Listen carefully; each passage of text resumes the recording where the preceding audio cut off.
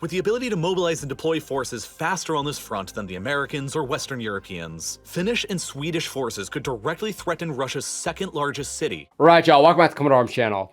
Okay, so today we're checking out a video that a lot of y'all sent me a while back. Now this one is titled, Why Finland Joining NATO Checkmates Russia. Now, I'm not too familiar with this YouTube channel. It's called Real Life Lore, but if they're doing videos like this, then I definitely want to check out the channel and see what other cool videos we can find as far as like military or geopolitical videos. But it's about 26 minutes long, so it sounds like it's going to be pretty comprehensive. And I gotta say, the animations that I've seen so far look pretty on point. So let's go ahead and get into it. Of all the countries on Russia's borders, Ukraine is the one that keeps military planners in the Kremlin up at night the most, but Finland is almost right behind it. And it's pretty easy to understand the basics of why. Finland shares the second longest border with Russia in Europe. It extends for 800 miles through thick forests and snow across essentially a no man's land where hardly anybody at all actually lives. These 800 miles are therefore extremely difficult to patrol and monitor, and even worse, are extremely difficult to guard and defend. And still worst of all, Finland's border has for centuries now been uncomfortably close to Russia's second largest and greatest city, St. Petersburg. Today, St. Petersburg is home to more than 5 million Russians. Yeah, I think you could even take a ferry from Helsinki to St. Petersburg. Maybe not nowadays, but before you were able to. I'm not too sure about that, but I'm pretty sure you're able to. And of course, with Russia and Finland's history, yeah, it's going to put Russia a little bit on their toes when Finland is considering joining NATO and, you know, putting their application. Contributes nearly 5% of the entire Russian economy. It is Vladimir Putin's hometown, and it is less than 150 kilometers away from the Finnish border. This all means that Finland has always possessed the geographic ability to seriously threaten the Russians if it ever became hostile. But Finland has never been able to do it alone because the Finns themselves have always been small in number. There's only 5.5 million people who live in Finland today, which is about the same population as just St. Petersburg.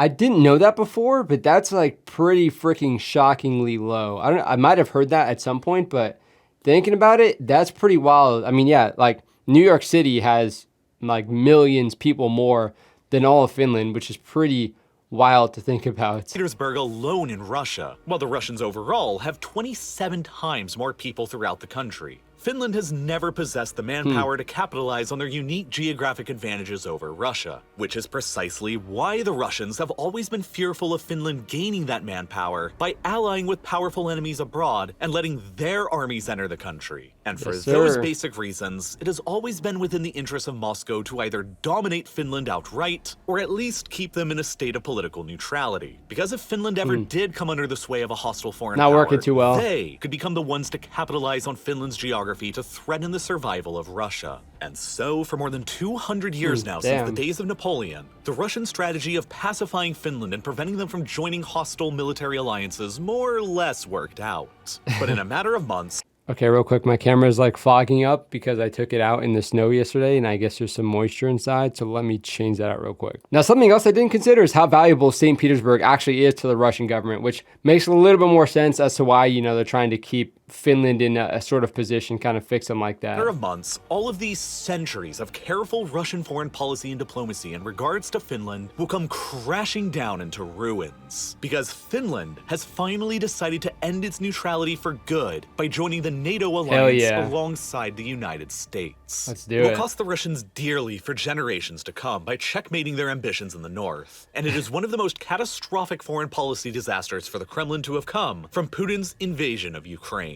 Russia's strategy of dominating Finland began more than 200 years ago, back in 1808. At the time, the Russian Empire had recently allied itself to Napoleonic France, and the biggest enemy they faced were the British and the Royal Navy. Sweden, who at the time controlled Finland, allied themselves to the British, and remember, Finland is uniquely posed to directly threaten St. Petersburg when they acquire manpower from abroad. And back then, this was even more important, because St. Petersburg was the capital of the Russian Empire over Moscow. Fearful of the Royal Navy's ability to utilize Swedish and Finnish ports in the Baltic to threaten St. Petersburg, the Russians demanded that the Swedes shut down all of their ports to the British and close the Baltic Sea to them, which they refused to do, and in response, the Russians invaded Finland in 1808 to take over the ports themselves. In less than a year, the Russians had completely overrun the entirety of Finland and decisively defeated the Swedes, forcing a peace that ceded Finland in its entirety over to the Russian Empire. In doing Definitely a bold move by the Swedes and the Brits, though. I still kind of wonder why they ended up moving the capital of St. Petersburg to Moscow. Maybe just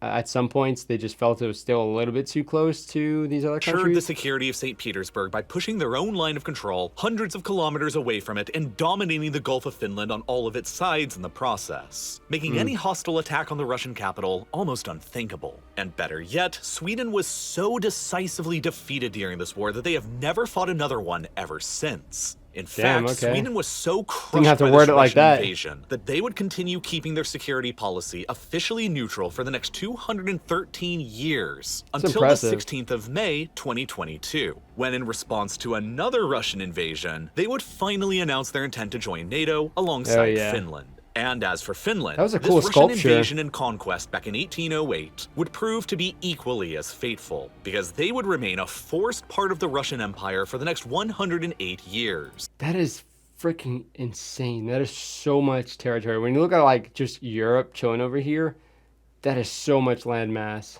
Until the Russian Revolution and the collapse of the empire during World War I in 1917. But even after Finland's independence, the Russians were far from done with them. In the chaos of the Russian Revolution, many states of the former empire emerged as independent besides Finland. But as the Bolsheviks won the Russian Civil War and began reassembling the pieces of the former empire, Finland entered right into the crosshairs of the Soviets. By 1939, the geopolitical environment in Europe between the Soviet Union and Nazi Germany was tense. The two European superpowers signed the Molotov-Ribbentrop Pact, dividing Eastern Europe between them into spheres of influence, with Finland being assigned to the Soviets. As the Nazis and Soviets jointly invaded and conquered Poland, the Soviets demanded fealty from the Baltic states in the form of them granting Soviet military bases on their territories, which they reluctantly agreed to. The Soviet gaze next turned to Finland. At the time, Finland controlled more territory than they do today, especially across the Karelian Isthmus here, meaning that the Finnish border back then was only 32 kilometers away from the Soviet Union's second largest city, Leningrad, modern-day St. Petersburg. Once again, ever fearful of Finland entering into a military alliance with a hostile foreign power and gaining the manpower to threaten Russia, in this case, an alliance with Nazi Germany, the Soviets presented the Finns with an ultimatum. They wanted Finland to cede territory in the Karelian Isthmus up to here so as to push the border further away from Leningrad, in addition to Finland ceding all their islands in the Gulf of... When you think about it, it's like such a petty thing, like, give us all of this territory and like all these homes and whatnot just so you're like further away from our capital. Finland, and allowing a Soviet military base to be built near the capital, Helsinki. In exchange, the Soviets would give Finland these territories further to the northeast to compensate them. But Finland refused and countered with an offer to cede a much smaller amount of territory down here in the south. The Soviets refused and countered again with a slightly less extreme demand for territory, which the Finns again refused and countered with a slightly more generous offer of territory. And at that, Stalin rejected diplomacy and ordered an all-out invasion of the country with 500,000 soldiers from the Red Army. That invasion turned into a quagmire for the Soviets as the Finns transformed their entire country towards fighting them off. The Soviets took more than 4 times as many casualties as the Finns during the invasion, with at least 320,000 killed and wounded, compared to just 70,000 for the Finns. Regardless, the Soviets managed to eke out a Pyrrhic victory and forced Finland into signing the Moscow Peace Treaty a few months after the invasion, in which Finland was pressed into ceding over 9% of their pre-war territory over to Russia, including the valuable city of Vyborg, which at the time was the second largest city in Finland, and which nearly a century later would become the starting point of Russia's Nord Stream pipeline to Germany. But Finland retained their overall independence. Russia's strategic depth around Leningrad was increased, but 15 months later, Nazi Germany launched their invasion of the Soviet Union, and Finland seized the opportunity to ally themselves to the Germans and go to war with the Soviets again in order to reclaim their lost territories. They didn't really have much else of a choice, though. The Soviets were their primary enemy who had just attacked them and taken over some of their land. Sweden was new. Now, it is kind of an interesting trade-off because, you know, the Finns wanted the Germans' help so they can kind of reclaim that territory they lost during the Winter War, but then Germany also wanted the Finns to assist in invading the Soviet Union, which I think they denied at some points, but I think they still ended up assisting with like certain sieges. Thus, at the time, Nazi Germany was the only great power able and willing to support the Finns against the Russians. German troops were allowed to enter Finland, and the Finns assisted the Germans in the siege of Leningrad and the greater invasion of the country. Finland and the Soviets would go on to fight for another 3 years until September of 1944, when they signed another peace treaty that essentially confirmed the status quo of the older peace treaty. Only this time, Finland was also forced into expelling all foreign militaries from their borders. Following the end of the war and the defeat of Germany, Finland realized that its geopolitical status as a small, capitalist country directly next door to an expansionist communist superpower who now dominated Eastern Europe and the entire southern shore of the Baltic was incredibly precarious. And so, in order to maintain their independence and sovereignty, they were left with little other choice but to essentially carry on throughout the Cold War as a neutral state. Finland never took part in the Marshall Plan and never received financial aid from the United States, so as not to anger the Soviets. Finland agreed that it would resist attacks against the Soviet Union through their territory and would call on the Soviet army to defend them were such an attack ever to take place. And it never joined either NATO or the Warsaw Pact. And yet, at the same time, the Finns organized their entire military and much of their society towards a singular purpose: deterring the Russians from ever attacking their country again through a fanatical policy of total defense. Mandatory. And that's where you have the Finnish Defense Forces. Yeah, so it is kind of interesting to hear like the differences between like an armed forces and the defense forces. Like the focus is interesting for me as an American because we're not really like a defense force. We go out there and do a lot of stuff.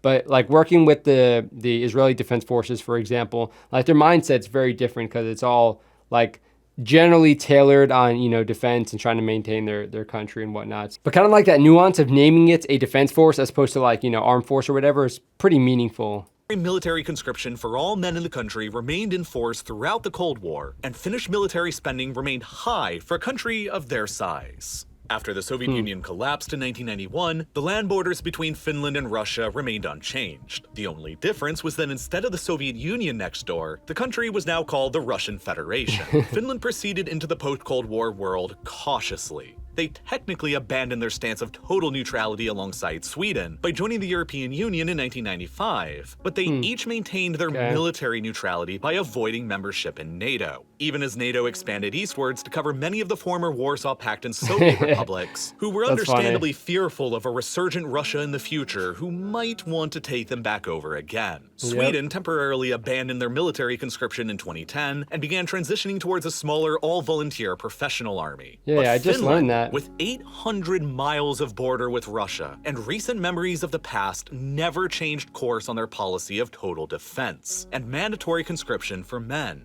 Even today, 3/4 of all men in Finland continue to complete their mandatory military service and join the reserves. In the event of a war with Russia, Finland can rapidly mobilize around 280,000 men today to join the ranks of the army, and they have a I always like to analyze this to see how like senior these guys are or how long they've been in, but we're seeing like this helmet looks a little bit too big, and then this guy also has like a loose chin strap. It's just kind of funny to like stop and analyze the small stuff, but his uniform looks pretty beat up. Around a million men in total in the reserves that it can call upon if needed, representing more reserves than Germany, France, and Italy all combined, and representing nearly a fifth of the entire Finnish population.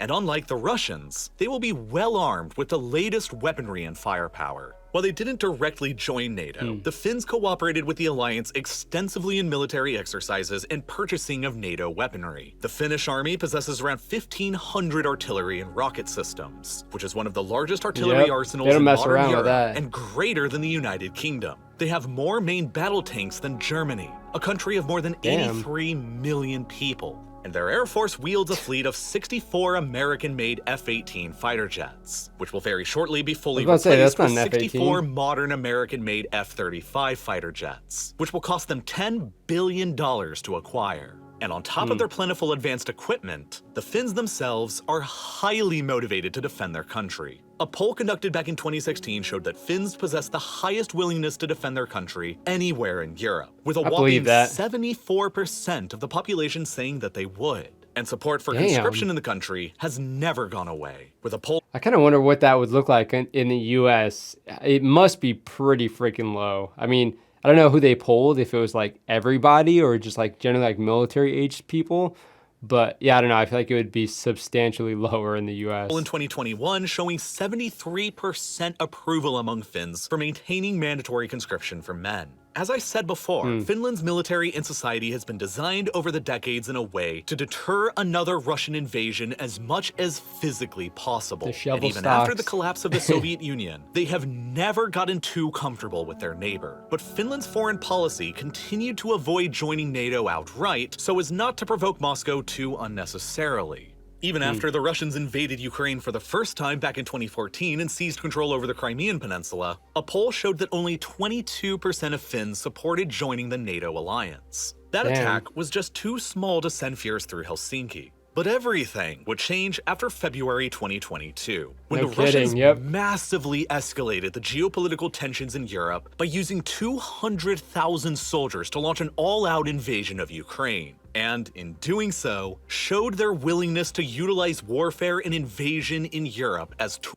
Yeah, I think now they're trying to mobilize like 1.5 million people, which you'd imagine like the more people they're investing into this, you would kind of expect the percentage of people wanting to join NATO to go a little bit up as well, just because they're kind of demonstrating that they're in this for the long haul and they're not backing down, regardless of what the world is doing or saying to them. An invasion in Europe as tools in the 21st century, just like they did in the 20th. The calculus of risk for Finland, a country who, much like Ukraine, has been invaded by Russia in the past.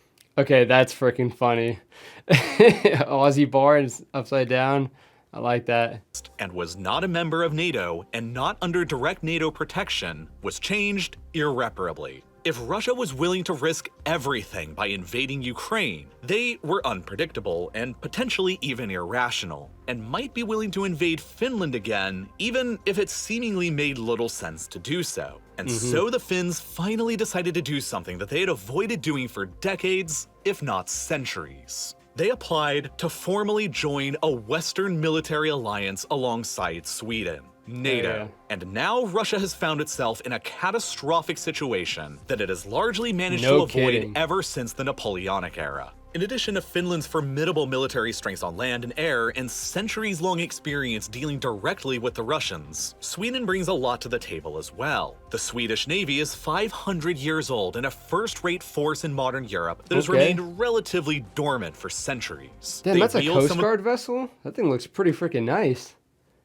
Okay, Coast Guard. Force in modern Europe that has remained relatively dormant for centuries. They wield some of the world's most advanced submarines in the Baltic. And their company, Saab, produces some of the world's most advanced and capable fighter jets and radar systems. They also produce the NLAW anti-tank missile, which is currently second place only to the American-made Javelin in destroying Russian tanks in Ukraine. Combined with the F-18s and F-35s in the Finnish Air Force, the Swedes can directly rival the Russian Air Force's assets in Northern Europe without even factoring in additional assets from the United States. That's true. I didn't consider how much Sweden actually does as far as like military equipment. They mentioned the NLAW, but again, like thinking of some examples in the U.S. military, like the Carl Gustav, is something that our Marine Corps and Army are implementing now. But it isn't just their own military prowess that concerns Russia if they join NATO. As it has for centuries, it is also their unique geographic ability to directly threaten core Russian territories and interests, and their ability to utilize the manpower of other states in the NATO alliance to better capitalize on those advantages. First and foremost are the naval considerations within the Baltic Sea. Finland and Sweden entering NATO will immediately transform the Baltic into a NATO-dominated lake. Yeah, that's true. The only Russian points of control left immediately around St. Petersburg in the Gulf of Finland and their exclave around Kaliningrad. With the northern and southern shores of the Gulf of Finland fully beneath the NATO umbrella, and the entire perimeter of the Danish Straits added with the entrance of Sweden, and considering that the Baltic itself is quite shallow with an average depth of only 54 meters, shared military intelligence and sonar will permanently prevent the Russian Baltic Fleet and its submarines from ever maintaining the element of surprise within the Baltic. That's and all of their movements will be able to be accurately tracked. Additionally, Sweden's control over the island of Gotland in the center of the Baltic will serve to grant NATO forces access to an unsinkable aircraft carrier that can be used to dominate the sea by air. Perhaps most importantly, these facts will mean that the security of the three Baltic states will be improved dramatically. Before the entrance of Sweden and Finland into the alliance. I gotta say, their research is freaking on point. Just like things you could probably ascertain just by looking at like the geography. But again, they're sort of breaking it down and analyzing everything, especially the depth of the water. That's so interesting. The Baltic states were widely regarded as the least defensible territory within NATO. The only way to reinforce them by land is through the narrow Suwalki Gap between Russia's highly militarized exclave in Europe, Kaliningrad, and Russian allied Belarus. A gap that is less than 70 kilometers wide across largely flat and difficult to defend terrain that the Russians would be theoretically capable of rapidly blocking in the event of a war, which would isolate the Baltics from the rest of NATO. A study made by the RAND Corporation back in 2016 suggested that in the event of a Russia-NATO conflict, Russian forces would be able to quickly close the Suwalki Gap and occupy the Estonian and Latvian capitals within 60 hours of the war beginning, leaving NATO in a difficult position to retaliate or liberate them. But that calculus is completely changed with Finland and Sweden in NATO. Any chance of Russian naval or air supremacy over the Baltic is essentially impossible, leaving NATO with the almost guaranteed ability to reinforce the Baltic states by sea and air rather than by piling troops through the 70-kilometer wide Suwalki Gap on land.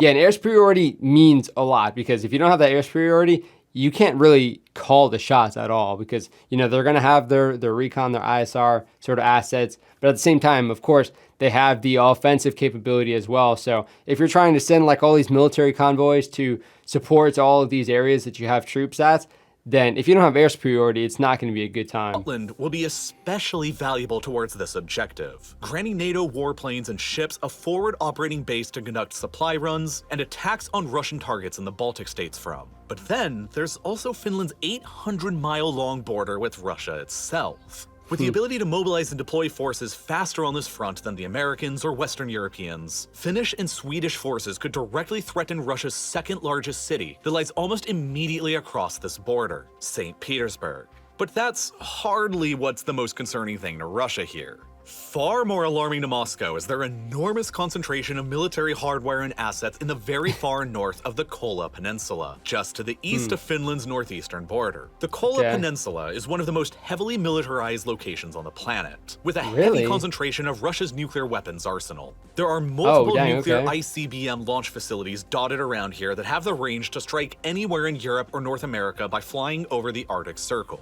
There are also multiple bases here that are home to many of Russia's strategic bomber forces, including the Tu-160, the fastest operating bomber in the world that can travel twice the speed of sound and is capable of carrying nuclear bombs to most of Europe and North America by, again, flying over the Arctic Circle. And it is also crucially home to Murmansk, the largest city anywhere within the Arctic Circle and one of Russia's most significant ports because of the fact that it is Russia's only port facility on the Arctic Ocean that doesn't freeze over during the winter because of the polar jet stream.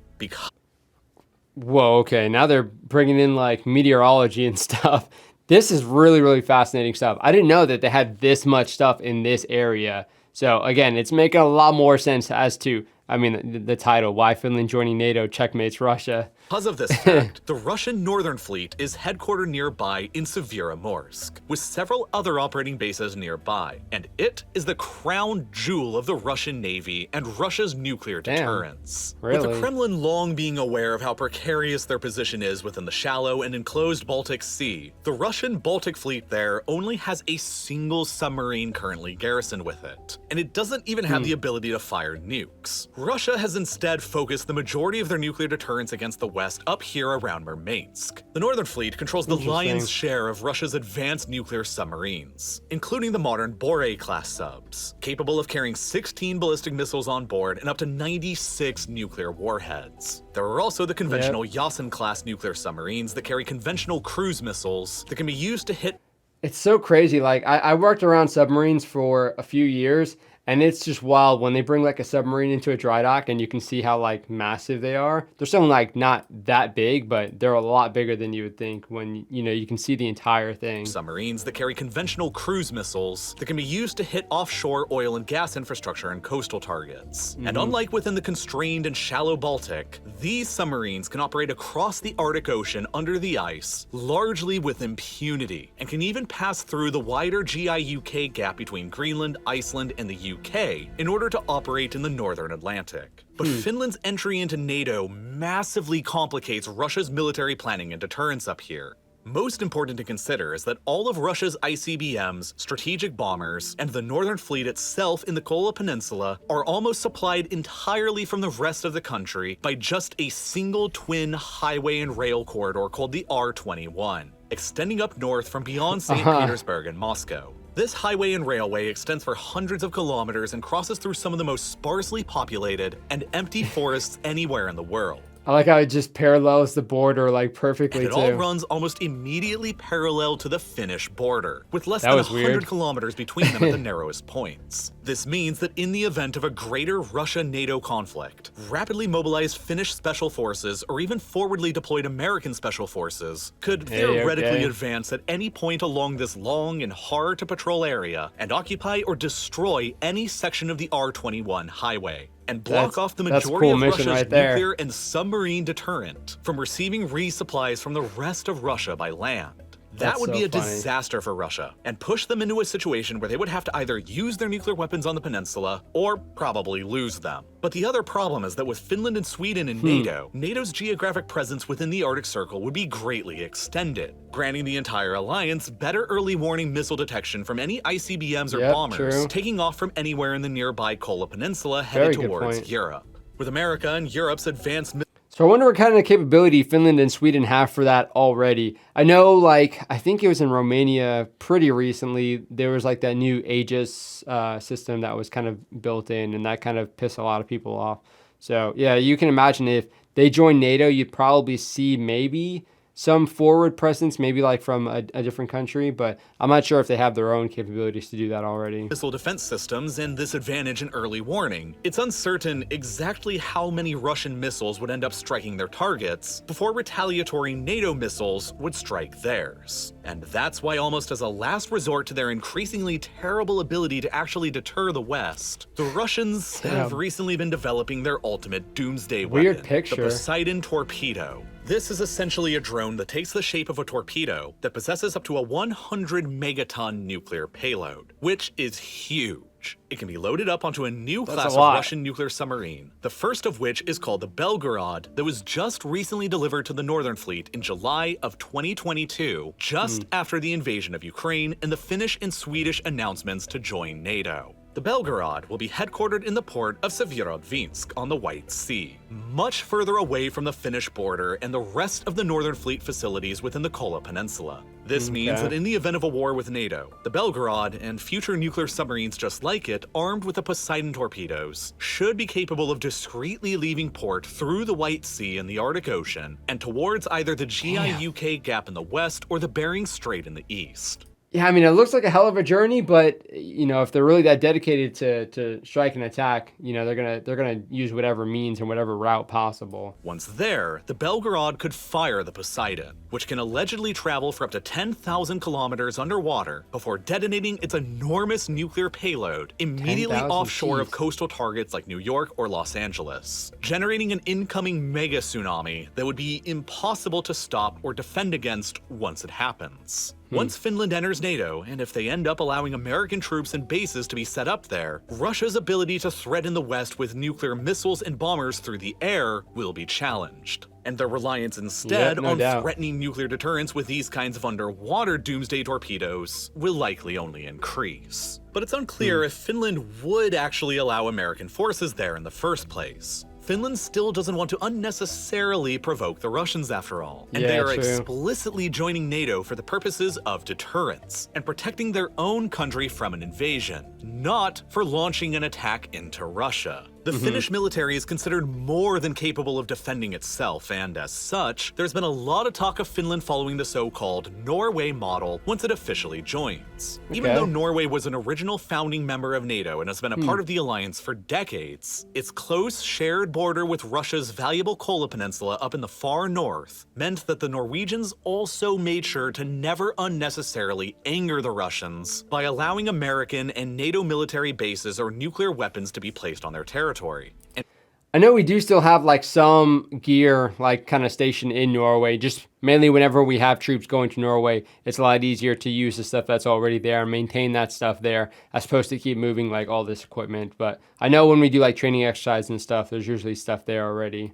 This has remained the case through to the present. Should Finland join the alliance, they will likely end up following a similar path, and deny any other members of the alliance to station troops or nuclear weapons within their country, so as to continue not unnecessarily provoking the Russians. And at the same time, Finland and Sweden's entrance into NATO must be approved by all 30 other members of the alliance. And as of the production of this video, 2 have continued to remain as holdouts: Hungary and Turkey. Finland and Sweden expect that they'll both approve by the end of the year, and both should become full members of the alliance by April of 2023. And when they do, centuries of history will suddenly be upended, and Russia will face its most vulnerable position in the north it has ever faced since at least the 18th century. Oh yeah. And you know, if you're not listening to like the Russian propaganda, you have to consider like Russia is just warmongering like crazy when they're just invading random countries like that. So you're kind of, you know, forcing their hand doing things like that, especially when you're showing that you're just going to continue pushing more and more forces into Ukraine. Like, yeah, of course, it's going to put them on a little bit of a high alert. So at that point, you can't really expect them to ignore everything that's going on. Now, security issues don't just affect countries on a macro level. They also VPN. affect individuals like you and me, regardless of how well prepared we are. And they can sometimes result in catastrophe. Myself, I use today's sponsor, NordVPN, and their threat protection service. I mean, I can't really talk. I did like a sponsor with ExpressVPN for a few videos, so you know, it is what it is. So I was expecting a lot of stuff as far as like the geopolitical climate, but also like the history of the area and kind of how it's led to certain things. But that was really fantastic. There was a lot of stuff that they mentioned that I wouldn't even have considered to put in a video like this. But again, that the title is like, you would kind of think it's a little bit clickbaity, but the way that they described it like matches it perfectly. So really, really well done on their end. So of course, I'll put the original video down in the description so you guys can go and check out that channel, because that was great. And if they're doing videos like this, I imagine the rest of them are also really, really good stuff. So I'm gonna go check them out myself. And of course, I'm gonna go ahead and hit that subscribe button because that was fantastic. And I understand why this video is so popular now and why a lot of y'all are recommending it, because it is really fascinating, gives us a lot of information. A lot of it that I was exposed to from other videos, but bringing it all together really, really helps as far as like the comprehension. So yeah, solid video. Of course, if y'all are from Finland, let me know what you guys think about this. Finland or Sweden, let me know what you guys think about this as far as like the whole NATO application and what your thoughts are. But again, it's pretty clear to see that they're not backing down from what they're trying to do. And yeah, there's not a whole lot of sense or, you know, sensibility when it came to what they're doing. So there's really no telling what's going to happen in the future. But hopefully you guys enjoyed the video. Hopefully you guys learned a little bit. I learned a lot. It was a solid video, but hopefully you guys enjoyed. That is it for this one. I'll see you all in the next one.